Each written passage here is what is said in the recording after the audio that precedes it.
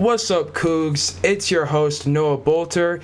It is your home for Pac-12, NFL, NBA, Seahawks coverage, and Washington State University Cougars coverage here on KUGR. It is my pleasure to be with you guys today. I'm not alone, of course, but it is very important to point out two very important things today. One of those things, I have to wait until my cast is with me so I can relish in glory with them. But first, it is the first presidential debate today, so for everyone who is with us, thank you very, very much for tuning in, and definitely be sure to sign up to vote. Your vote makes a difference. Okay, so allow me to introduce to you guys the wonderful staff I'm going to be giving you guys a show today. With on my right shoulder, Mr. Asher Lind. Great to have you on the show. On my left shoulder, Mr. Aaron Monson, White Shaq, as they like to call him. Yes, sir. What a stud. Great to have you both on the show. When I first introduced the show, I mentioned two very big announcements, but I only gave you one of them. The very big one, of course, the election. But also, for our audience on the radio, I'll have to describe what I'm holding up here. But you guys are seeing, they can't even see it. I forgot they can't see the camera right now unless they're watching the stream. But I'm holding up two items. And the people watching the stream on YouTube at KUGR's YouTube page, where you guys should definitely go watch us live, can see in my hands, my right hand, I have a mac and cheese box. And in my left hand, I have a chili can. Because the impossible has happened. Praise the Lord. Thank you. The Miami Heat and the Los Angeles Lakers have met in the NBA Finals. The ultimate curse to Stephen A. Hold on just a sec. Is that Kraft mac and cheese you're holding? That is Kraft. All the mac and cheese to make chili mac with, you choose Kraft. It is the go-to. It is the childhood staple. It is where mac and cheese began. It is where mac and cheese will end. And for every single year, it was a tradition for me every single year. Typically, the first weekend of the playoffs, I would make that chili mac when all the games are going on. I just enjoy it all day long on that couch. This past year, I didn't do it. Moved to Wazoo. Everything's different. Bubbles going on. Finals are happening at a different time. But I said before the conference finals, when Miami somehow beat Milwaukee and the Lakers somehow got to play Denver, I said, if it's my Lakers versus my Heat in the finals, I'm pulling out the chili mac. Well, ladies and gentlemen, it is time, and we're going to talk about that here today in just a little bit. First, let's go over to our residential MLB and Mariners expert on why the Mariners have disappointed us all once again. Aaron Monson, let's go to you. Yeah, I don't really have a whole lot to say about the Mariners. It's just that they choked, and they're horrible at baseball right now. It's just our division, the Athletics are just too freaking good at baseball, which I honestly do not understand. I can't fathom that because with the lowest salary cap in MLB, they manage to make the playoffs every year and lead our division, which they have done. And I had talked about last week how the only way for the Mariners to go to the playoffs they would have to have swept the A's and won at least a couple games against the Astros. Now, I'm looking at the American League West standings right now, and the top two teams in the AL West, who do you think they are, Noah? Might I guess the Athletics. And who's the second one? Is it our Mariners? No, it's the Astros. The Astros are ahead of us right now. The Mariners are smack dab in the middle of the American League West right now at a solid 27-33 record. God, it makes me retch just seeing how. Just for last time they won in 2001, 19th year in a row. Casually the longest drought in professional sporting history. It's whatever. But we couldn't clutch up. Like, Marco Gonzalez pitched a great game against the A's, but it wasn't enough. And the Angels came out of nowhere and were ahead of us for a little bit. So we were actually fourth in the American League West, right above the Rangers with an astounding 22-38 record. but then we came back and won a game, and so now we are one game above the Angels, and basically none of us are making the playoffs. Which is devastating for Mariners fans, but not surprising, unfortunately. Devastating, but to be expected. Correct. Yeah, at this point in the game. We have a lot of good talent moving forward, though, and that is one thing that the Mariners could pretty much coin that phrase as one of our franchise's favorites. And another popular one, we are rebuilding. Yep. Which we have for 6 years. What was that? For the 76? Trust the process? Is that, yeah. Pretty sure that worked out great. Process is a bunch of bull crap. I'm going to say that right now. Right now, the Mariners process is a bunch of bull. 20-year process. Yeah. I mean, Asher, you were telling me about some of the Padres that came over to the Mariners that are going to be helpful. Yeah, Taylor Trammell, one of the prospects they got from San Diego. I've seen a few. I haven't watched a whole lot of him. He didn't get a whole action, but some of the highlights I've seen from him, he can run the bases really well. Solid slugger. So I think he's going to be someone they can develop there. Right. If you look on paper, the Mariners are super close to playoffs. They have all the pieces they need. Yeah, it's the same way. We have some really great hitters and base runners on our team. Like the Mariners are a super young and fast team, which is like a super helpful part of winning games. But obviously, we're 27-33, so we just couldn't do it this year once again. But it's just sad to me that the only team with a winning record in the American League West are the Athletics, because they're too good. And the Astros don't have a winning record. They're 29-31. But, as we know, that's probably – it should be less than that because they're a bunch of cheaters anyway. But, it's whatever. It's whatever. I'm over it. Right. He's over it, everyone. He doesn't even care. He's not on the base. I'm so just frustrated that the Astros got away with not having fans throwing beer at them the entire season. I was looking forward to going to an Astros game when they came to Seattle and just banging a trash can. I would have brought a trash can with me and just pounding on it like a drum because obviously they know how to steal signs. Maybe I could distract their sign stealing with my own trash can. Aaron's just accidentally giving them the proper pitches, just honestly telling them exactly what's coming. I could just be doing a little beat, and then I give them the right sign or something, and they just hit dingers. Anyway. Mariners get blown out, and they're just running around third, thanks, Aaron.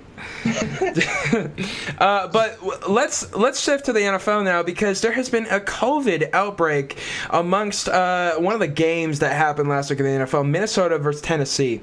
It was a really good game, but unfortunately after the game, Tennessee came out and officially has 8 members of their team, 3 players, 5 members of staff have already tested positive for coronavirus. Minnesota, nobody has tested positive, but with the technology that they have in the NFL right now, they have these sort of proximity buzzers, if you will. They have individual things that they're wearing, and when they get too close to other people, it'll tell you back up, that kind of stuff. It also records and tracks everyone that you come in contact with. So during the virus, now that we have these 3 positive tests and these 5 positive for the staff, we can figure out, as far as we know, all the people that they came in contact with. So they're definitely testing the entire locker rooms and the rosters. Both teams are not practicing this week, essentially, and the fallback, if they're unable to play on Sunday based on how the tests work out, is that they're going to play on Monday potentially, but we don't know how many different people this is going to affect, and there's already at least 8 people that are out for the next 2 weeks. So significant impact, especially considering we play Minnesota in 2 weeks. So this could drastically shift how the NFL landscape plays out. Let's go to you, Asher. Let's get your reaction and your take. What is the impact of this COVID outbreak in Tennessee? It definitely affects more than these 2 teams. I don't know who Minnesota plays, but Tennessee is scheduled to play home to the Steelers this coming week, and the Steelers fan in me is going, oh no, are we going to be able to play this weekend or not? Because I saw some stuff on Twitter, like you were saying, they might have to push it back because there's an argument that the Steelers would have an unfair advantage if they got a whole week of practice in, and then you just throw Tennessee in there, just willy-nilly the day of the game, be like, oh, go play the Steelers, without getting a week of practice or doing anything because they're not allowed to be at any of the facilities right now. I also saw something they could push the game back a few days, like maybe play it on Tuesday or Wednesday, or just have to end up forfeiting the game to the Steelers. I don't know. I don't know what the options are or how many options there are or which one's the best one. But I think, like you were talking about, with the technology they have, I think we'll get a clear answer in the next few days. And the rapid testing that they've been able to produce will definitely help with that. Yeah, no question about it. The quicker we're able to test everything out and figure out exactly who all has everything, of course, we're going to be able to figure that a lot quicker. Hopefully, everyone is okay, and hopefully, 8 is the total amount of cases within the NFL as of right now. Let's go to you, Aaron. What is your takeaway, and what are your thoughts about the COVID outbreak from Minnesota? Is our game with Minnesota in danger? I think so. Yeah, I think because this is not something to be taken lightly, obviously, right? It's, killed over 200,000 people. And I mean, obviously, I feel like these athletes that have well tuned their body to essentially perfection, like it's less to be worried about them. But obviously the focus is to stop the spread. And so I'm honestly been thinking if it's going to be affecting the rest of the entire NFL season, which I really hope it doesn't. But I feel like people up in the high ranks of the NFL are going to have to make some really tough decisions here in the next couple of weeks if this persists. So I think there's a small chance, I'm going to knock on wood, that NFL could also be postponed. But if as long as the Vikings and Titans are smart about it, and I think it'll be okay. But I think there's definitely a chance our game against the Vikings could be postponed. Definitely in danger. And if that were to happen, it's all speculation as to when they would postpone these things. Like, would they add on to the end of the regular season? Would they remove games from some team's schedule? I don't know. How does that impact, essentially? Like, they have to have everyone play the same amount of games, because it's not like college where they just pick who makes the playoffs. Like, records matter big time. And especially for a team like Seattle playing Minnesota, we're going to be vying for the number 1 seed. There's not 2 seeds that get a bye anymore. It's just 1 seed. So very drastic, very important. Speaking of Seattle, who my jacket and my hat represent right now, let us talk about the Seattle Seahawks win in Week 3. 3-0, baby. Russ was cooking for sure against the Dallas Cowboys at home. It was a fantastic ball game. Metcalf unfortunately had a very, very embarrassing and welcome to the NFL type of play where he was running with an open touchdown on a bomb from Russell Wilson and had the ball stripped from behind, knocked out of the back of the end zone rather than scoring 7 points. Right before he stepped in, he fumbled it. Cornerback, by the way. That was a rookie corner. Trayvon Diggs. Yep. And who made an absolutely great play on that. That's the Buck and Aikman were commenting on it. Metcalf's a guy you never see just let up on that. You see here in a 4.3 40, he can just burn you down the field. So why he let up at the very end of that run is beyond any of us. But props to the cornerback there for making play as a rookie too, not letting up, save some points. Well, and the thing about it, Metcalf has a fumbling issue. So I almost disagree with your point a little bit, because I've seen Metcalf get towards the end of plays, like against the San Francisco 49ers last year at San Fran on Monday Night Football. There was that one play where Metcalf was making a play, and then he stopped focusing on protecting the football. And that's one thing later on in plays, I have seen him be lackadaisical with the ball. Hopefully this will be that big learning moment for him, though. Right, okay, but Noah, to counter that, I feel like if he knew he was going to get hit, he would hold on to the ball a little more. I think he thought he was ahead of the corner in that situation, so he was being cocky and showboating. So I feel like that's kind of a different situation than to his fumbling issue, because I don't remember him fumbling all that much besides the one incident you mentioned. I think he can really wrap the ball up well and catch it and keep it in. It's just I think he thought he was way ahead of the corner. No, and see that's why he did it. See, Aaron, now I have to disagree with you, my mans, because there have been so many times where he's so focused on the next level, or he thinks he's already made the catch and he drops the ball because of it.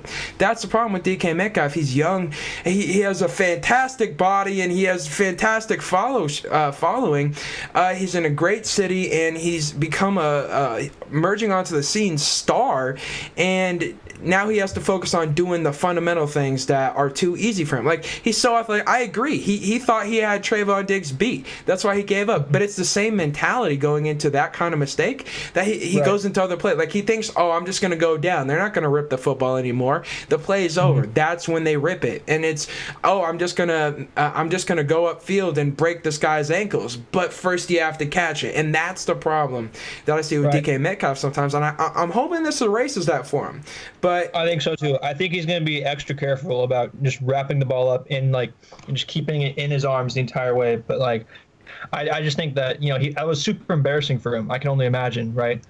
I mean, the dude uses a binky mouth guard for God's sake, but that's only part of the embarrassing part for him. But I just think he learned. I think this was when he really learned. Honestly, Hopefully. I think this is it. Yeah. well, Yeah, I hope so too, because he definitely made up for it in the second half with that touchdown pass he caught he from definitely Wilson. did. Yep. So he definitely made up for it, but definitely a humbling moment for him. and the game winner, my buddy Patch was with me watching the game, and I told Patch before the drive, I said this drive dictates the narrative of that DK play where he fumbled into the back of the end zone. Because if we go down the field, whether DK is a part of it or not, it would help DK's case if he's a part of the drive where he ended up catching the game-winning touchdown. But I was saying if Seattle doesn't score here and Seattle ends up losing the game, they're going to look to that touchdown dropped by DK Metcalf. And so it was a great thing for Metcalf not only to come back down the field to win the game, but to also make the play. So Asher, you raise a great point. Asher, I want to ask you, what are your takeaways? What was your reaction to the Seahawks game as a non-Hawks fan? What did you think about the ball game? It definitely strengthened my opinion on Russ for MVP. He broke the record, as both of you well know, for most touchdowns thrown in the first 3 games. Pat Mahomes set that record Could have been 15, but a few years ago. So what was that? Could have been 15, but anyway, continue. It could have been. You're right. You were right. But either way, he had the record. Pat Mahomes said it a couple years ago, and Russell Wilson just on point the entire game. And credit where credit's due. Wilson is as great a quarterback as he is. There were a lot of mental lapses from that Cowboys secondary. Every single touchdown pass Tyler Lockett had, there was no one 10 yards from him. True. So you want social distancing? Look to go Tyler back. Lockett. Says Tyler. I don't want to make fun of the Cowboys a whole lot, but those touchdowns were way too easy for him. Yeah.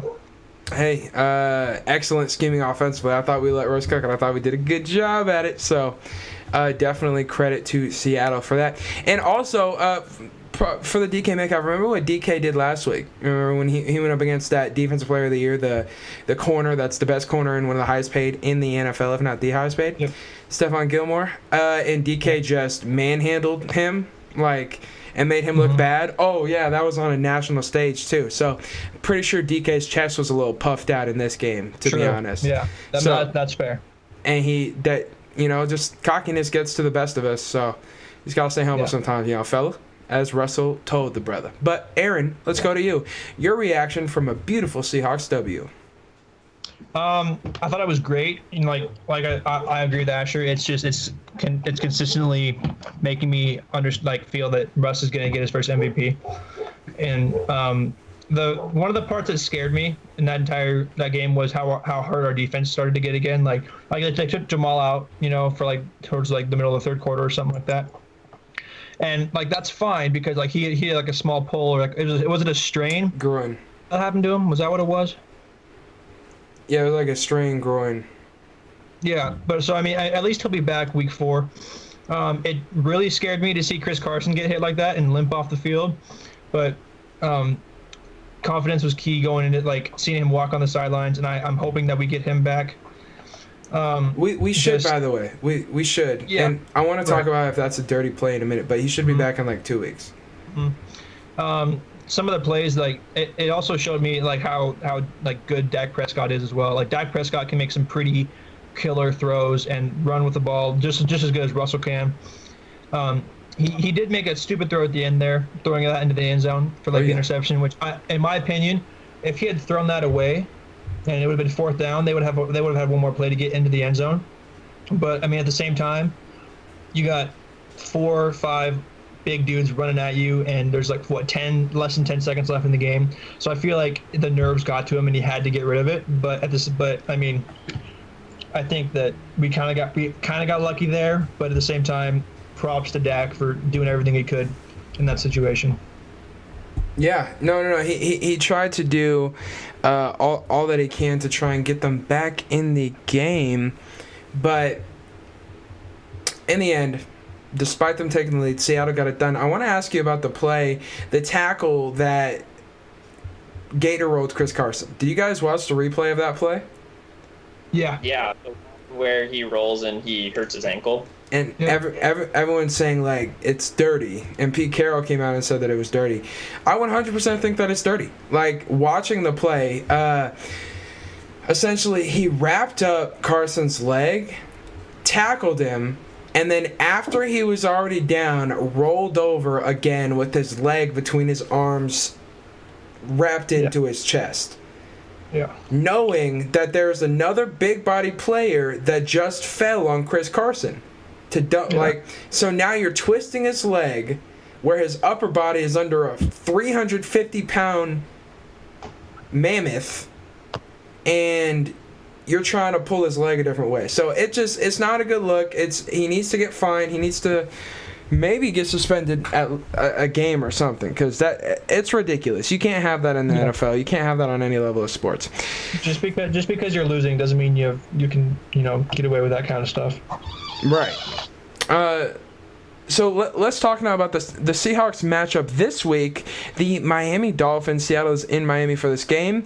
Let's go through two keys for this game real quick for Seattle. My first key, it's been working so far. Russ for MVP. Don't stop cooking.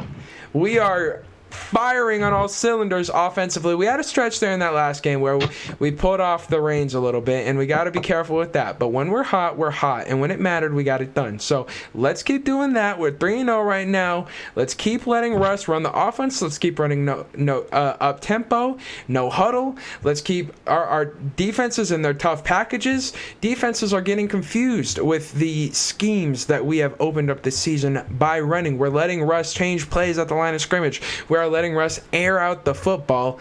All great things for Seattle's success. We lost Chris Carson at least for this game. So let Russ cook at Miami. Don't stop cooking is my tip number one. Asher, let's go to you for your tip.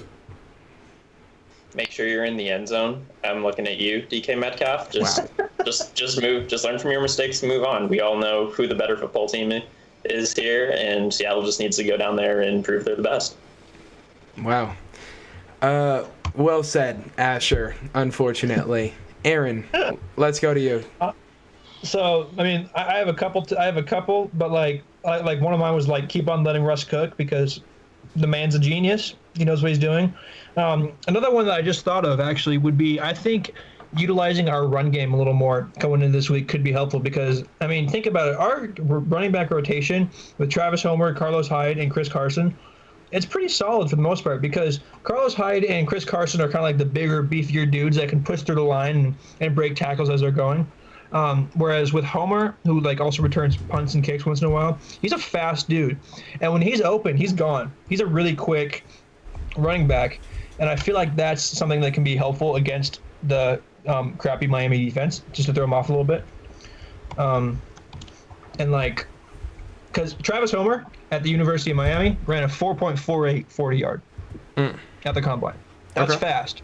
That's really fast. Pretty fast. Fast DK. And you have Hyde as your power back too to complement that. Exactly. When you need extra yardage, because Hyde had 1,000 yards last year when he was with Houston, so he can definitely get you your yards. Yeah. So you're telling me you want to eat healthy, but you're putting a birthday cake in front of me. Like, I don't get what you're saying. Do you want to let Russ cook, or do you want to run the football? I mean, I think, well, obviously we let Russ cook because that's what works, but I feel like letting Russ cook also includes smart run plays. I agree. Yeah. So I think we need more of that, because I want to see Travis Homer, get 100 plus yards, which I think it probably won't happen because he's not in the game all the time. But it's fun to see him run like that, because it's just he's good and he's fast. Yeah, definitely a waiver wire option, fantasy wise. The next key for Seattle or at Miami, and I'm going to talk about the defense now. This is one of those weeks where our team is 3-0. This is a rare thing. Asher, You might not understand. Aaron, this is a rare. Okay, maybe, but this is a rare thing. I understand this week because my Steelers are 3-0 too. So what's up? Man, one of the we'll talk about the fake 3-0 teams a little bit later, but we're 3-0. Hopefully, we'll be 4-0. Should keep going along this path for a while, but it's one of those weeks where my tips are going to be pretty simple. Let's keep doing what we're doing. It's clearly working. So what I would say, defensively, keep getting turnovers. We got to keep turning the football over. Last game against Dallas, those turnovers were crucial. 2 picks, a fumble, and the safety? Absolutely huge for Seattle. Keep getting turnovers. Let's turn over Fitzmagic and turn him into Fitztragic. I want to see that beard upside down. Let's sack the quarterback. Let's get the football. Get turnovers in Miami. Let's go to you, Asher. What is your key? What is one more key for Seattle winning at Miami?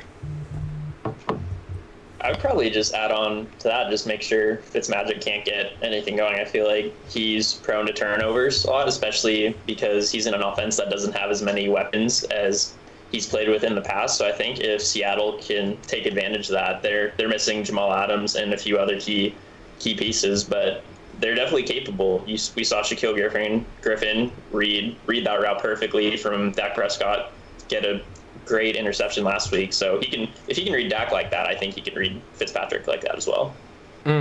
I sure hope so. Aaron, let's go to you. Another key for Seahawks win at Miami.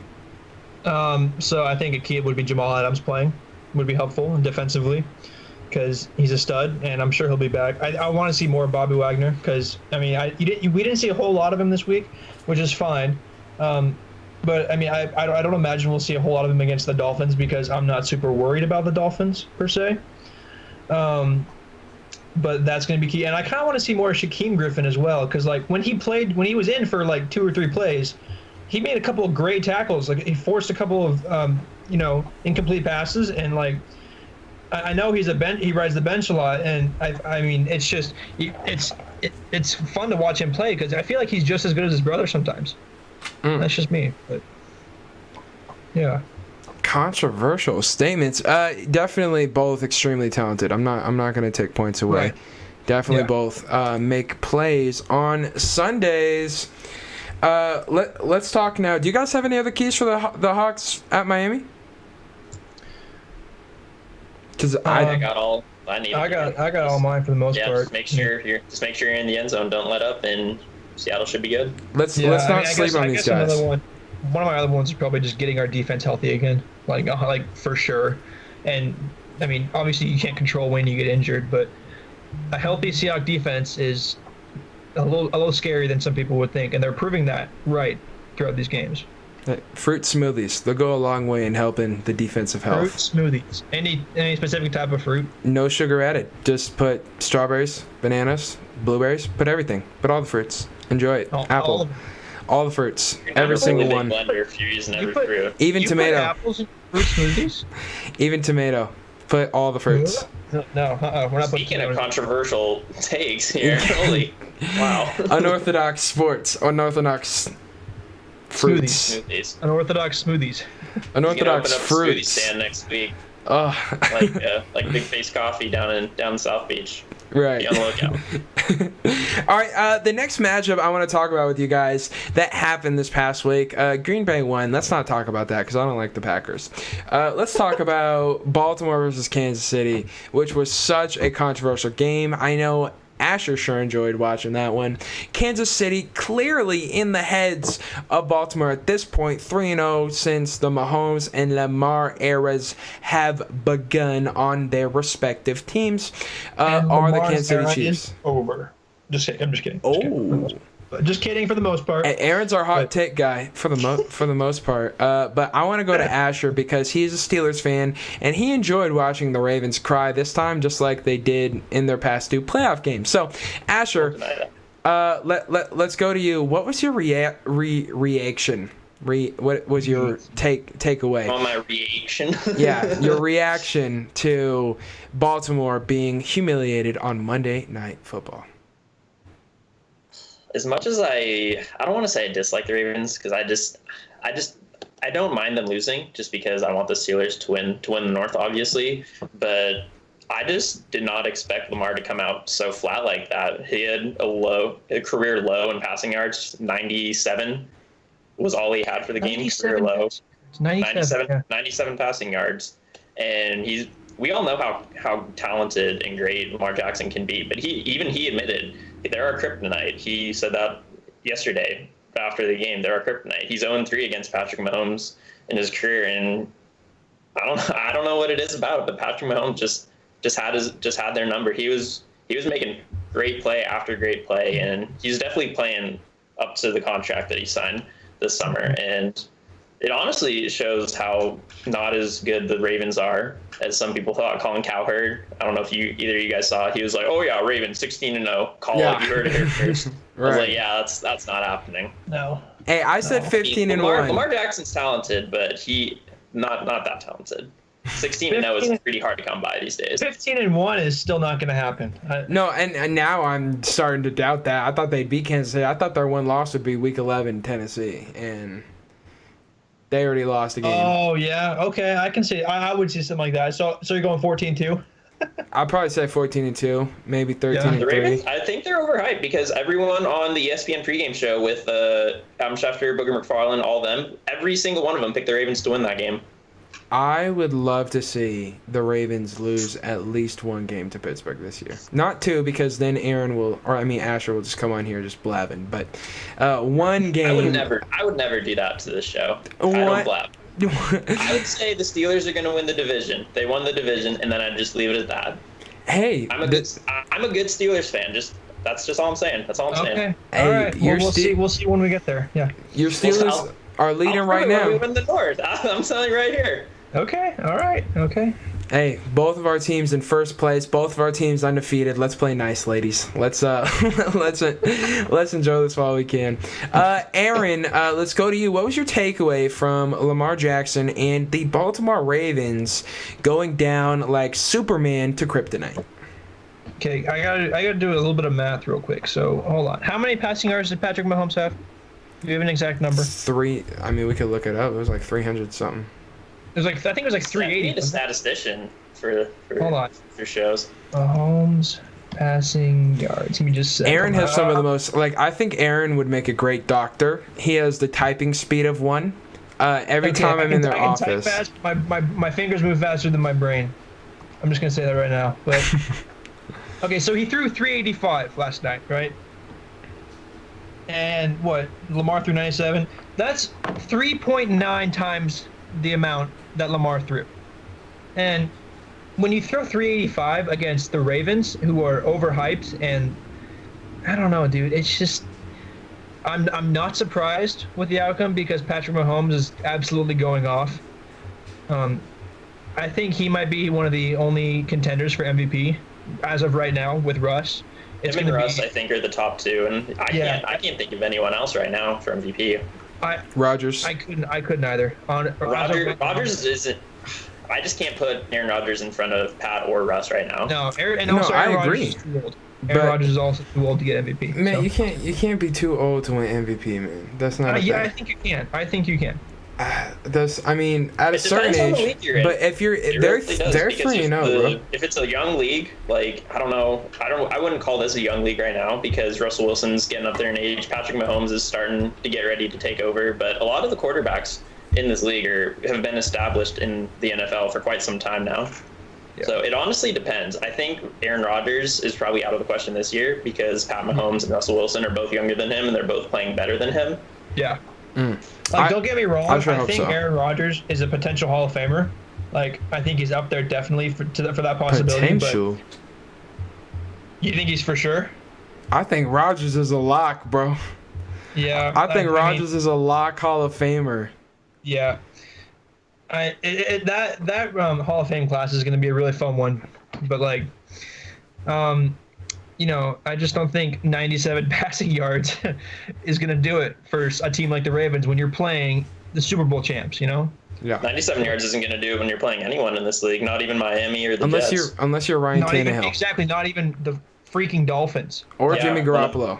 Jimmy Garoppolo and Or Ryan Jimmy Tannehill could get away with it Yeah. in the playoffs. I just don't get it, dude. Yeah, but 3.9 times the amount of passing yards. I'm just gonna leave it at that and say Lamar played like crap. That's it. When Lamar falls behind in a ball game, the game plan changes, and Totally. that's really bad for them, and it doesn't work, and that's why he had 97 yards passing, was because they were unable to run, and Kansas City's defense was keyed in. Credit to Kansas City, you're beating a really good team. You've done it multiple times, and you've done it in similar fashions. Butt whoopings, as I like to say. Speaking of butt whoopings, I'm sorry. Go ahead. No. Well, I mean, I was gonna say it's like when your team is so focused around a quarterback, like the Chiefs, Ravens, and Seahawks right now. Those three teams are so focused on their quarterback leading their team, and because, I mean, that's just Lamar being his second year in the league. He's just kind of getting. It's just. I feel like pressure's getting to him. That's just my thought right now. And to add on to that, right before halftime last night, the Ravens had a chance to cut it to a one-score game. It was 27-10. Mm-hmm. They were marching out of the field. Lamar Jackson had made a few good plays, and then he tried to scramble, and Chris Jones, one of the tackles for the Chiefs, just comes out of nowhere, forces the fumble, gives it back to Kansas City, and that's. When you just have to focus on one guy, you can. Yeah. It's a lot easier for guys like Chris Jones to make the play. Mm-hmm. Well, and it wouldn't have cut it to a one-score game, but it would have made it a lot more manageable. Exactly. And so, yeah, definitely. Oh, yeah, you're right. My math skills aren't Unorthodox sports, not math, but it's okay. The idea is definitely there. Lamar flustered, goes into halftime looking like he already lost the game, and that's one thing you'll never see from Russell Wilson or from Patrick Mahomes. Maybe from Aaron Rodgers, though, which is why I agree he should not be the MVP. I dropped a very passionate video about that on my YouTube at DJ Squabo a while back about why Russell is already better than Rodgers as of before this season. So, just saying. Speaking of devastating and crushing defeat, Asher, the spotlight is right back to you. It's not on me. It's on Miami right now. You're right in the high wave over. Let's just get a close up on. Wait, Aaron, can you put that up one more? Just hand that. Hold on, just put it to the right of your camera. It's actually backwards, Aaron. You're gonna have to flip it around. It's not backwards. Don't try to play the game. It is. It's on my screen. It is. I don't know what to tell you, man. All right, now hand it. Now just put it to your right, and Asher, just put your hand down and go grab that thing. Just go grab it. I'm not gonna grab that. I'm really sorry. I cannot do that. Here, hold on. I'm in too much pain. Asher, right it's here for you. Wait, so it's this one? Just take it. Here. I'm in too much pain right now. Okay. I'm really sorry. Am I on the left or the right of Asher? Because I can just hand it to him. Like, I'm just. Here, just. No, wrong way, Aaron. I grabbed it. I got it. Just same day ship it to me. Pass it back. Pass it back. I'll get it eventually. Here, we'll figure Asher. it out. Oof. Okay, I threw it to Asher. Oh, my bad. I hit the Celtics. Speaking of which, Asher, let's go to you. Your Celtics are eliminated, man. Yeah. I hate to say it, bro. Wait, really? Wow. I didn't realize that after the last 90 seconds of just picking up that. I hate to say it, man. Give us your reaction. The floor is yours. I've scheduled the next 10 minutes for you to discuss this. I don't know if I can pull that, but yeah, to be honest, I kind of saw it coming. Just the way the Celtics were playing, and the way Miami saw themselves as underdogs, and I'll give credit to them. Bam played a monster game, 32 points to knock the Celtics out. Like he's got superstar potential. I won't deny that. I just don't think they'll beat the Lakers, and we can talk about finals picks later. But yeah, Celtics just could not stop Miami in any way, shape, or form. Our centers got into foul trouble, couldn't handle Bam. He was just able to get into the post, do whatever he wanted, kick it out, go up with a hook shot, do whatever, and that's honestly what made us lose. The Celtics, honestly, at the end there, I felt like they were playing like they didn't really want to win. Like they were just kind of going through the motions on offense and then not really trying to make it up already, kind of. Yeah, on defense. Except Marcus Smart. Marcus Smart is a guy who we all know will always dive on the floor, chase the rebound, do anything it takes for the team. But on paper, I thought this team was really good and really talented, and they could have beaten this Miami team if they'd gotten some better shooting and some better defense on Bam. So I have to ask you, Asher, what is it gonna take? Okay, because you had Kyrie, who won a championship and hit the clutch shot, Game 7, in the finals to end up winning that series after coming back from 3-1. You had Kyrie, didn't work in the locker room. You move on from Kyrie, you get the great value version that's not gonna complain and is just excited to make the playoffs for once. And he disappears periodically, gets moldy quickly, just like most great value products. So I gotta ask you, Asher, what is it gonna take to put your Celtics past that threshold that you guys seem to be stuck at in the Eastern Conference?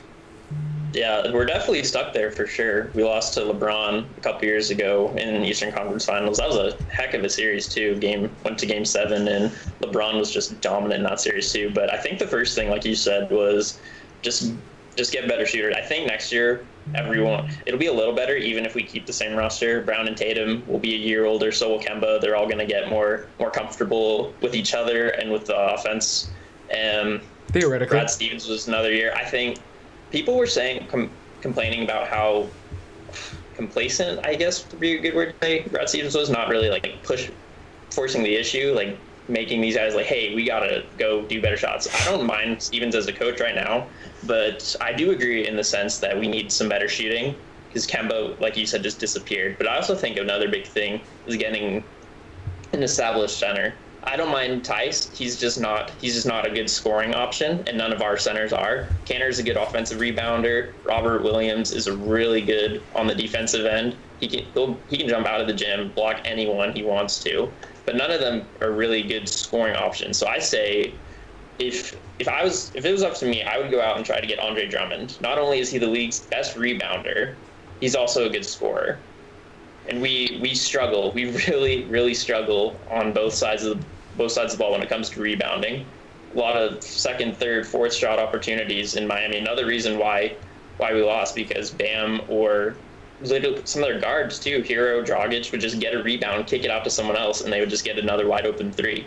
That's how Iguodala torched us. He had a lot of wide open shots. But so I say get someone like Andre Drummond or Joel Embiid, even someone along those lines who can give you like 15, 20, 10 a night. Yeah. Asher, I have a question for you about that. What do you think Boston would have to give up to get a player like that?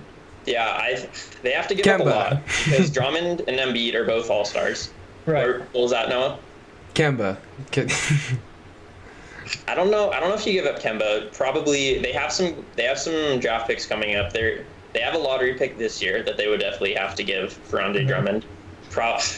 See, I want to keep as much of the core as possible because I really like Brown, Tatum, and Kemba together. I honestly could see them giving up Gordon Hayward in that because I mean, but like, whoever you're trading, would they really want Gordon Hayward? Because Hayward in a first. Throughout the playoffs, I didn't really see a whole lot of Gordon Hayward being Gordon Hayward. You know, like he was also coming off of an injury, and also had a child born, which he had to miss that for playing in. So he wasn't. I'm not going to say he was not there 100% mentally, but that's not my place to say. But if Gordon Hayward's 100% healthy, he can give you 15 a night easy. That is true. Yeah, he's good. He's an established scorer in this league, and I think if you give him a couple first rounders and some bench players just to sweeten it up, I think that could get Andre Drummond.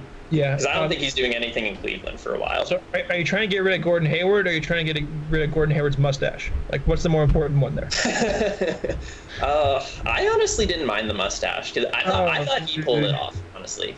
I don't know. It looked a little too sketch for me. I'm not gonna lie. He's getting a little complacent there. It did look sketch, but when it comes down to it, I don't really pay too much attention unless the commentators say, "Oh yeah, take a look at this." I'm rather worried about if he can score enough to help us get back in the game. I mean, if I were the Celtics, I'd be trying to get rid of his mustache, but it's whatever. So like, hey, he's got to shave that thing. Gillette Fusion.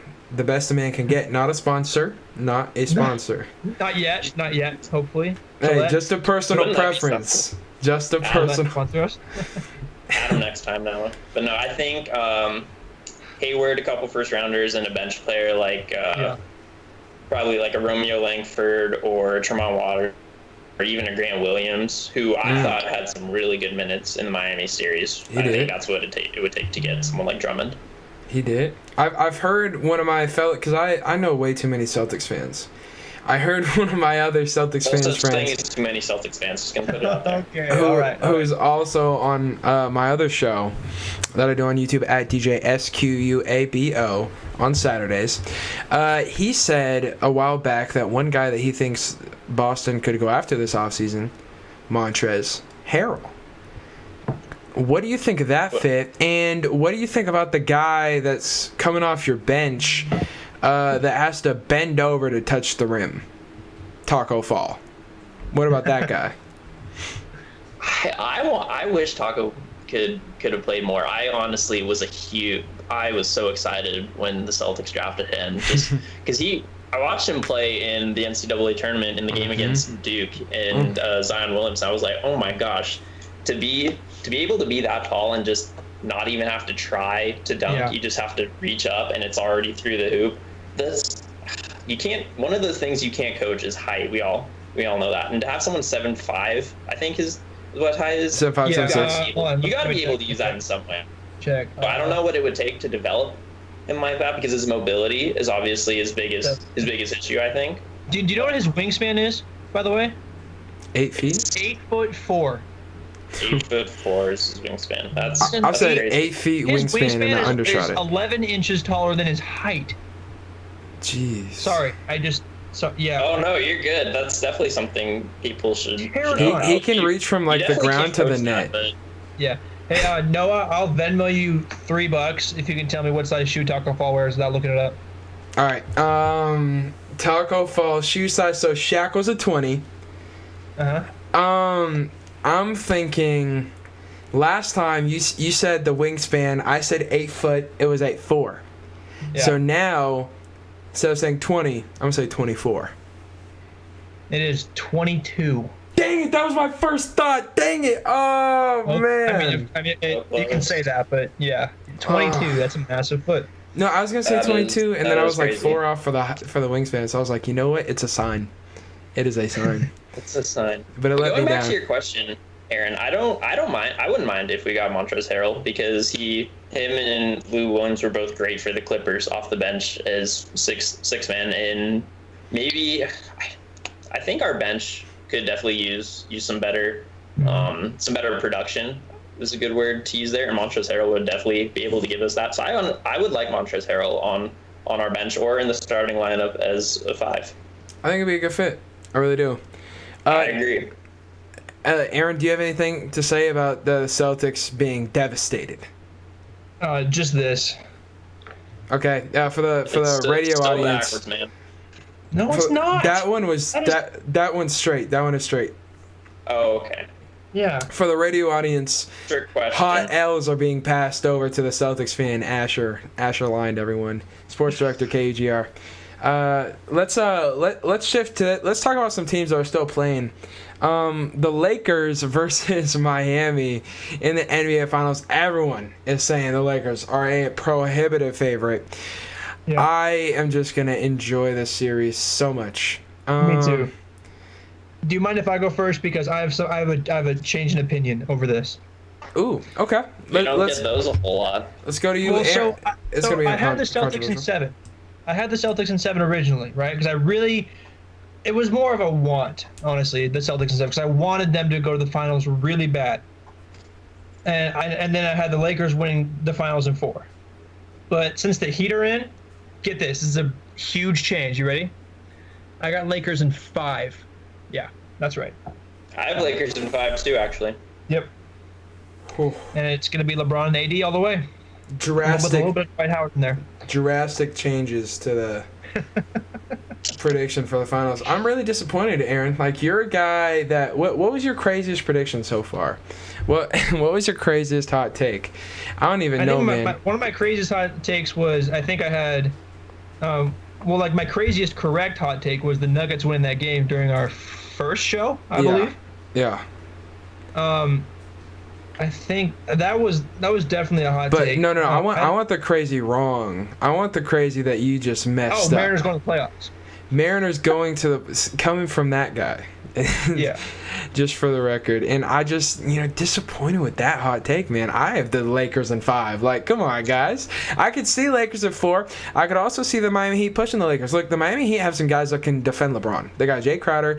They got Bam Adebayo, who's a very long, very physical paint presence that the Lakers haven't gone up against in these playoffs. Paint disruptors have caused LeBron trouble in the past, i.e. Tim Duncan in the finals, i.e. Tyson Chandler in the finals, i.e. Roy Hibbert pushed him to 7 in the Eastern Conference Finals. So LeBron has struggled against guys that can control the paint, considering LeBron is a paint driver, the best driver in the history of sports.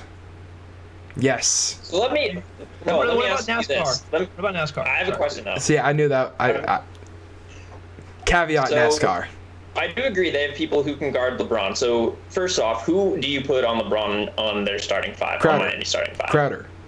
Okay, who do you put on Anthony Davis and Dwight Howard though? Bam Adebayo in the paint. We're running zone. We're gonna make them shoot. Okay.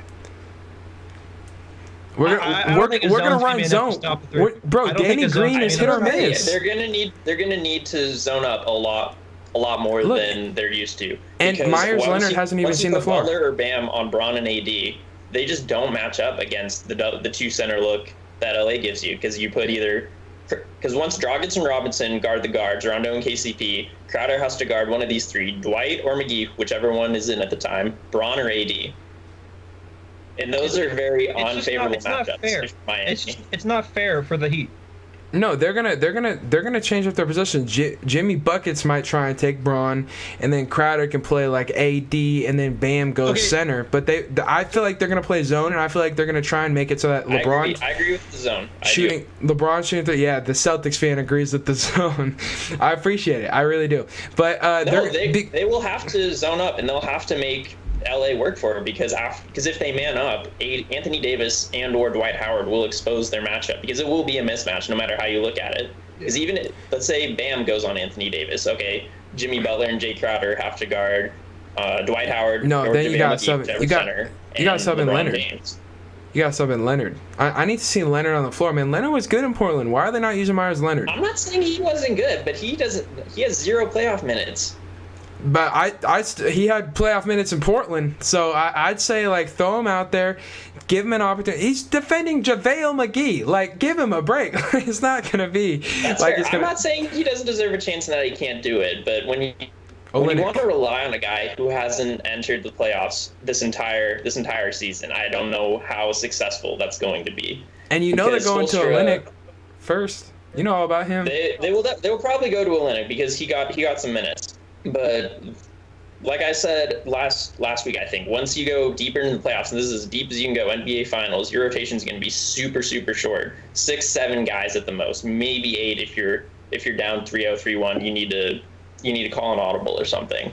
So I don't see Myers Leonard getting a whole lot of experience or minutes in the finals, just because he hasn't gotten any thus far. That's but fair. I wouldn't be surprised if Spoelstra tries to throw him in for a few minutes against McGee. I think that's one of their best chances, honestly. It very well might check it out. The starting 5 doesn't match up well on paper against Lakers starting 5. Well, here's who. Tell me if you guys what you guys think about my starting 5. This is my starting 5, and I'll tell you the Myers line. I think it'll work with what Aaron has to say. And then Aaron, if you disagree, of course, I'll let you rebut. I feel like the starting 5, you go Goran Dragic, you go Jimmy Buckets, you go Jay Crowder, you go Kelly, you go Bam. Then off the bench, you have Hero, you have Robinson, so you got better shooting than the Lakers bench. Then you also bring in, that's where you see Leonard, as the guy who comes in and plays whoever's off the bench, the Dwight or the JaVale. What do you think of that? I would agree with 4 of those 5. Would honestly, like Tyler? Right now, I want to see Hero instead of Dragic. That's fair. Because, I mean, Hero is a scorer. And God knows that the Heat are going to need as many points as soon as possible against the Lakers. Hey, so Dragic averages more points than Hero, though. So watch out there. Well, I mean, I understand that. But at the same time, I feel like Hero's got more of like an umph behind him almost. I have a weird gut feeling about Mr. Hero. That's just it. He's hit and miss, man. He'll have a great game and then he'll have a bad one. He definitely has a higher ceiling than Goran Dragic, but Goran Dragic has a really higher ceiling, has a really high ceiling as well. So, I don't know. You're not going to go wrong either way. Either way, you're going to have success. Right. But I just think it's going to be a Lakers in 5, and that's it. That's it. I think LeBron and AD are too much for whatever lineup Miami puts on the floor. Because even though they have Olynyk and Leonard to guard AD and LeBron, let me repeat that: Myers Leonard and Kelly Olynyk guarding Anthony Davis and LeBron James. Hey, it sounds like you're playing your little brother in 2K. That's what it sounds like. Right. It's just not gonna be fair. It's like that one Friday before the season that varsity scrimmages against JV. Like, yeah. Yep. Hopefully that's how it turns out. Not trying to discredit Olynyk or Myers Leonard because they both made the NBA. They're both talented, but obviously watching Anthony Davis and LeBron in these playoffs, they're just going to try to go right through those two if they're matched up on them. I think they want it more than anybody else in the playoffs too. Just those two players by themselves, they want it more than anybody. You saw LeBron sitting on the court after they won. He's not satisfied. He wants the ring, and he's going to do whatever it takes to get that. Yep. You know, it's like what's full circle about these finals too. It's crazy.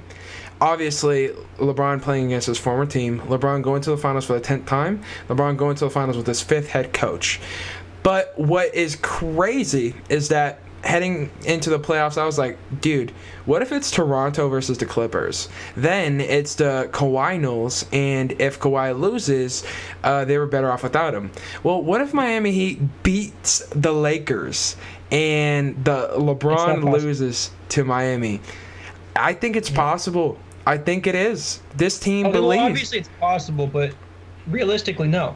That's what they said about Doc Rivers getting fired if they lose in 7 games after being up 3-1. They said that was impossible, and it happened.